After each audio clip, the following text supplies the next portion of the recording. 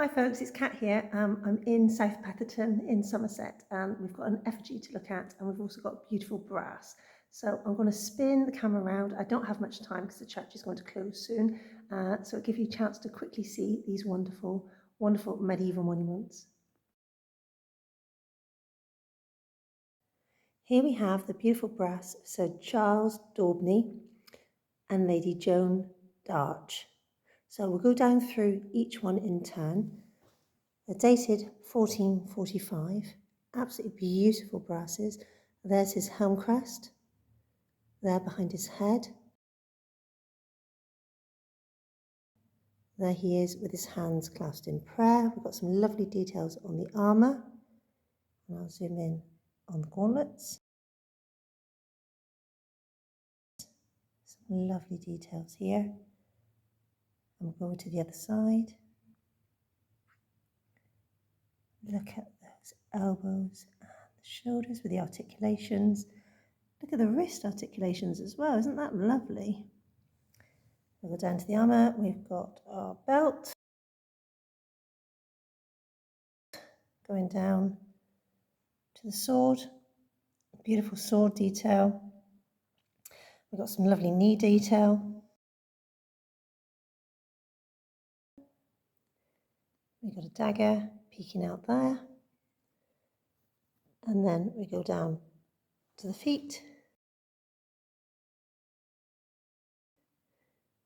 His feet are resting on a beautiful line. Look, there's lovely details there of his foot with spurs. Look at that lion. Beautiful. Go across the other side. We can see the foot, the articulations, and the tail of the lion. Isn't that lovely? So there he is, Sir Giles Daubeney. Absolutely wonderful. And then I'm going to pause the video and we'll move across to Lady Joan d'Arc. We're going to look at Lady Joan d'Arc now, but look at the top of this tomb. We've got some lovely shields at the top. If we go across, beautiful shields, beautiful, exquisite detail of this brass on purbeck marble. And then as you can see, some lovely details with rose kind of window inspiration here. Canopies at the top. Absolutely lovely. And then we go down to Lady Joan. Look at this headdress. Isn't she beautiful? And that veil, just beautiful. There she is. Neckline. She's even got a necklace on, so let's zoom in. So we've got some lovely detail here on our templates at the side.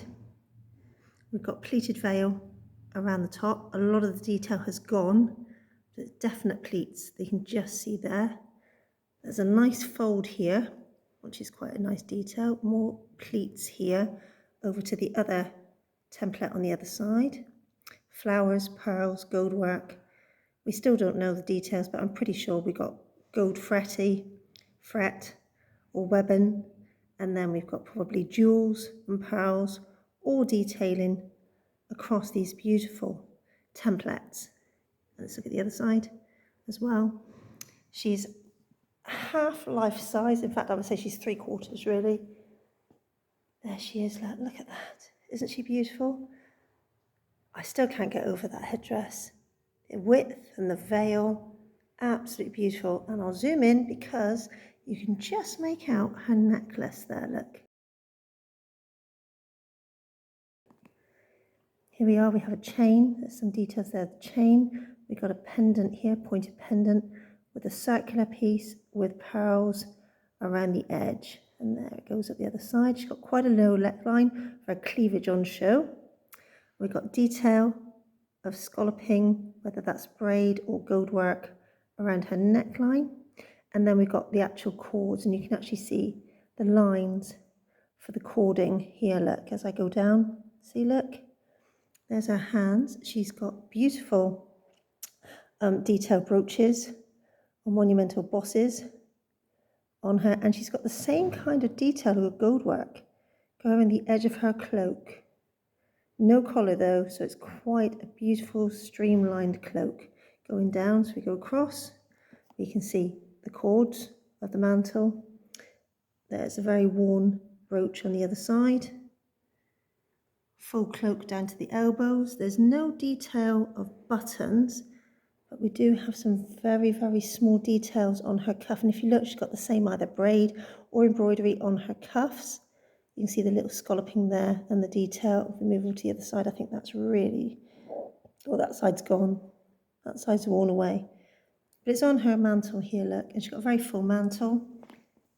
She's got a sideless surcoat on, quite low on the hips, really low on the pelvis.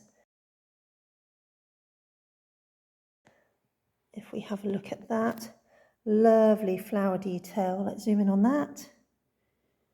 Really, really low. There would have had to have been dress hooks on the actual seams of the gown to actually hold, or there would have been laces to actually hold the belt that high, because it would have just slipped down.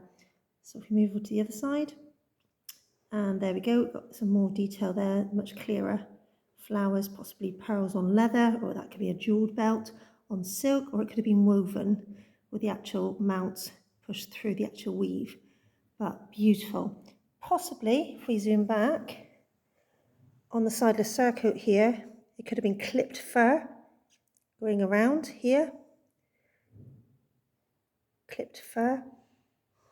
And then we've got the full sideless surcoat base at the bottom. This isn't the underskirt, it's part of the sideless surcoat over the top. So this, some people are starting to interpret this as an actual jacket.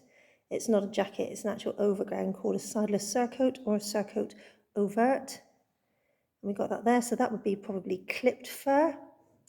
And then here, when we look at the hem, we go all the way down with the mantle, and we go to the folds at the bottom, really fine fabric to get the folds if we were recreating that.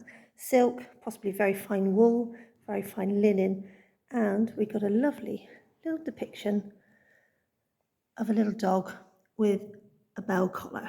Isn't he lovely? Look at her looking up at his mistress. Isn't that a beautiful depiction? And I'm just wondering if that's a little boy dog. There we go. Something to ponder. But anyway, there we go. There is Lady Joan. And there is the writing at the bottom of her brass. She is beautiful. I'm going to go back up to her headdress because it's something that's absolutely stunning. Look at that. Imagine being at an event with something fluttering around your face with that on you. She must have looked amazing in the real world in the medieval times. Absolutely stunning. Anyway, I'll sign off now. You take care, guys. Bye.